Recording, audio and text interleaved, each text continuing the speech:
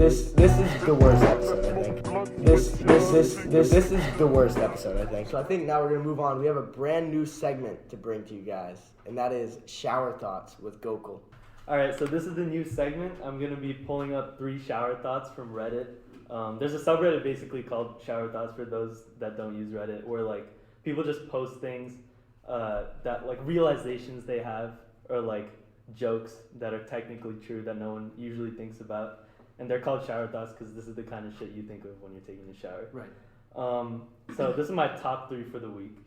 The first is, girls are so used to compliments that insults stick out to them, and guys are so used to insults that compliments stick out to them. Ooh. Whoa. That's a interesting one, actually, I think I can't really speak for the girl side. I know for me personally, insults don't stick out. If one of you guys say some shit to me, Yeah. Right, but that's facts, yeah. compliments do. I think it's also too, if a girl insults me, say a girl that I don't really know, that sticks out. That's Yeah. fair, actually. Yeah. And if one of you guys compliment me, it doesn't stick out. Ah, I see. Well, maybe Really? it does. It does more than an insult from you does. Yeah, for sure. And I think, I bet this shower thought's talking more about like from your own gender, or from someone you wouldn't be attracted to or interested in. Yeah. Just like a neutral like compliment coming Yeah. from someone. Yeah. Also, well, what do you guys think? Also, I think compliments like from people that you see every day they lose meaning at some point, because sometimes it's very patronizing. Not really patronizing, but more like you expect them to say shit like that all the time just because they're trying to be nice. Especially if they are nice people. Yeah. Right. But I'm sure this like resonates so much with the girl side of things, because like you think about Instagram comments and just like the shower of compliments you get on every post. Yeah. You know what I told my friend to do once? Well, not my friend, but I put it on my story. I was like, girls are always like posting stupid crap. Well, not stupid, but they're always putting the emoji with the heart eyes and shit under their photos. I was like, take an ugly picture of yourself, a picture well, not ugly, but a picture you don't really appreciate. Just post it up and see how many people are gonna say, "Oh wow, like that's pretty" or some shit. Yeah. Well, yet you knowingly don't think it is, and then you used to get to filter your comment. They're just trying to make you feel better, though. I think they don't really. Because I don't think a girl really looks at a picture and is deciphering, like, well, does she look good in this before she comments? You're right. Just automatic response. Yeah, she just wants them to feel better. Remember back in the day, it used to be like a competition. Really? It used to be, like, I used to see under there a thread of, like, 8 comments where it'd be like, oh, you're so pretty, I wish I was that pretty. Yeah. And then, no, you're pretty. But I think it depends on the girls, too. Different, like, because some girls, right, even if you're not that attractive, and as you're saying, the Instagram thing, all your friends will hype you up if you have friends. Yeah. But say you're maybe not that attractive, not that outgoing, Right. and you don't have that many friends, Right. then you're maybe not getting as much like, there are definitely girls that don't receive as many compliments as they should. Right. You know? Yeah, I guess that's fair. Yeah, and Everyone deserves compliments. Shout out all the queens out there. But like it's so true. Imagine like now on the other hand, like a girl saying some mean shit directly to another girl. Yeah. That's like Yes. that's awful. That's like you're not friends anymore. Harsh like blow. Yeah, that's You know kind what of I mean? true. Well, girls that are if you're close, I think anybody who's close to somebody, you have that connection where you can tell them, you can like check them. Right. Yeah, but I think with girls, even if like in the moment they like make it so that it's perceived as them taking it as just like a poking fun at them thing. Yeah. Like they might hold a grudge, whereas guys are just literally like 5 seconds you forget about it. Yeah, I think you just learn to have a thick skull about some stuff. Yeah. And there's definitely pros and cons to both, right? Because like definitely be nice to hear more compliments. I love like ever since I was a kid, I love when people are honest to me. Because when you're in middle school and stuff and people tell you things that are honest, they say, those shoes suck or something like that. Yeah. You have this filter now where at first maybe it comes to the extreme of you think they're being 100% sincere all the time. Yeah. When some of it may just be jokes. Yeah. But every joke is founded in reality. And you can use insults to map out what other people think of you and where you need to improve as a person. Right. And then some people's response to that would be, their counter argument would be like, oh, you shouldn't care about other people's opinions. You shouldn't think about other people's opinions. That's so dumb. Yeah. That just leads to you're just putting yourself in a box and being an ignorant person your whole life. Yeah, it definitely like helps with just that developing like sense of style, sense of like what can you say. Right. Character development. Yeah. Basically. The old mantra of everybody knows when they're gonna get punched in the face.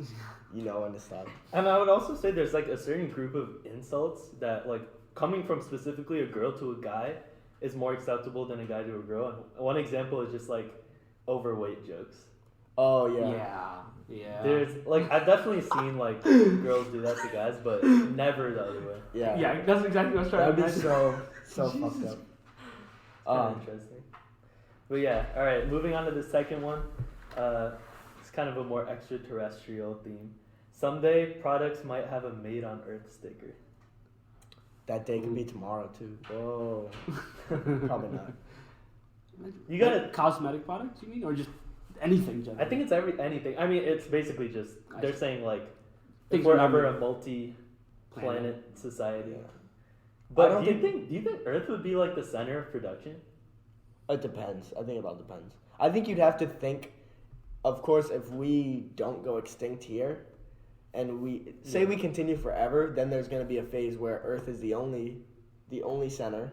Right. Then there's going to be a phase where Earth is still the center, but we're other places. And then there's going to be a phase where we basically never visit Earth. Can you imagine waiting for like your 3-month shipping delivery for something from Earth while 3 months. Whatever, however long it takes. 30 light years. Yeah. That'll be interesting. That stuff is so crazy to think about. Bro, shipping to Jupiter is mad expensive.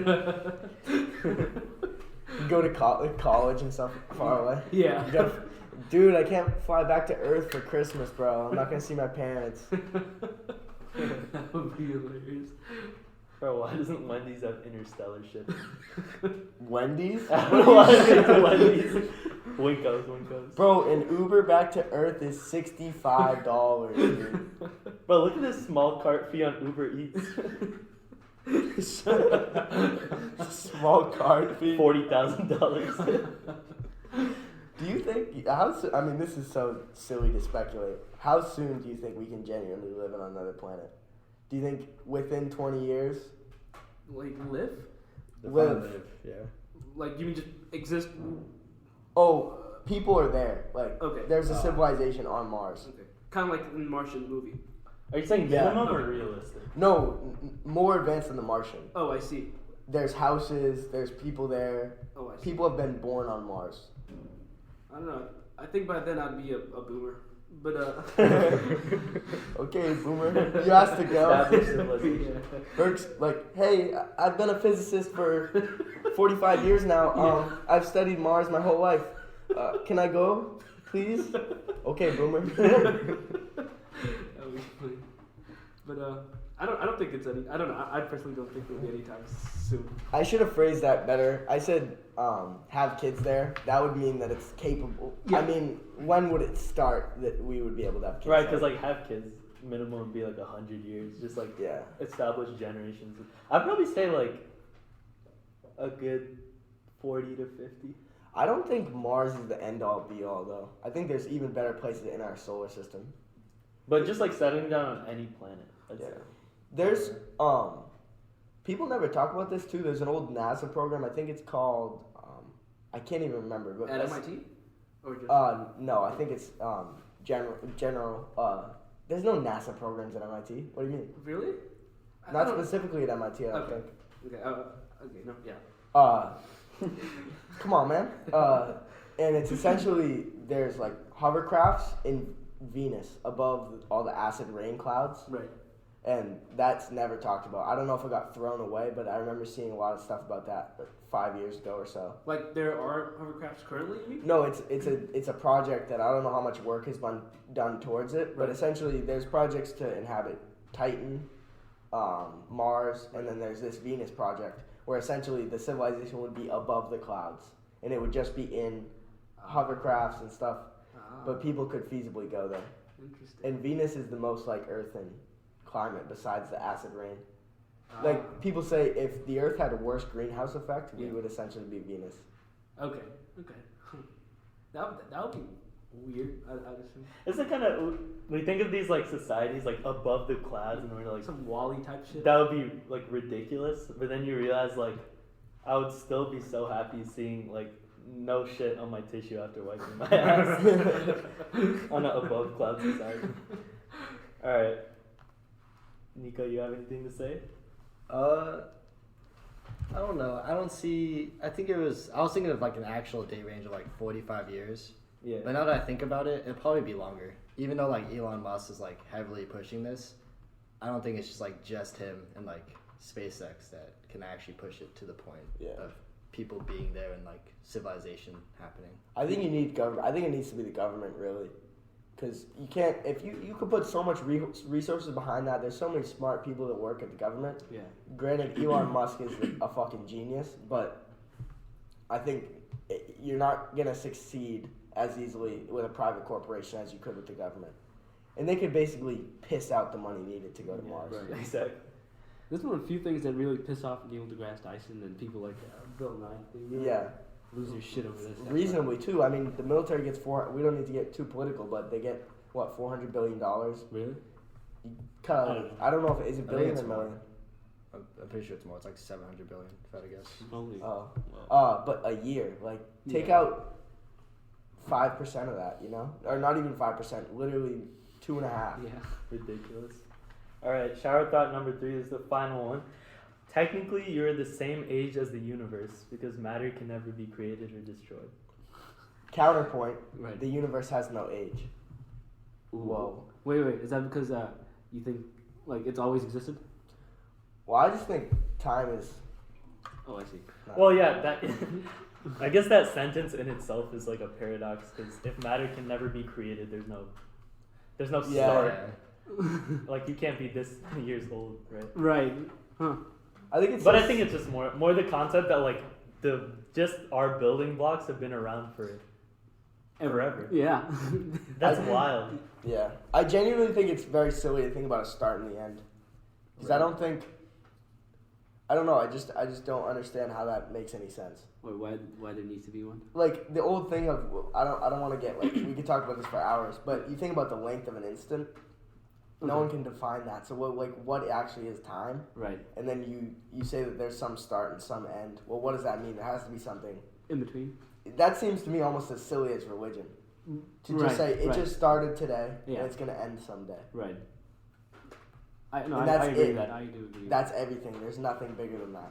That seems sort of silly. That's right. Yeah, and you mean like creationism, right? Just like origin stories for the... Oh, yeah. No, I think saying a Big Bang is... There's a Big Bang. I think eventually one day we'll look back and think of that as silly as saying that...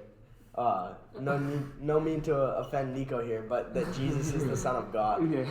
I think those are like equally silly things to think about. Right. There has to be another axis. To each his own. What do you guys think, though? I don't know. I usually stray away from opinions on this. Because I can't really tell. You know what I mean? It's so funny. The physicist is the one that doesn't care. I know. I care. I'm interested, but I just don't want to throw out any ideas just because I really don't know. Are you sort of agnostic to it, or? No. I mean, agnostic in the sense like I'm open to whatever is most presented to me. Just more so that you want it proven first. Yeah. Before you make a decision. Yeah, that sounds fair. I don't know. That's what it meant. I don't even really know if it is, but I've always thought of being agnostic as being, it could be either one. I'm gonna wait until there's proof. Okay. Then yeah, that's what I would put myself under. What do you think, Nico? I think like the Big Bang Theory, for example, is not defining the starting point of the universe in general, but the starting point of the universe that we know it as. Yeah, like this iteration. So yeah, I think that's like in reference to why it's probably not necessarily a stupid idea, but it's more of a kind of like you can't go before it unless you know what happened. You know what I mean?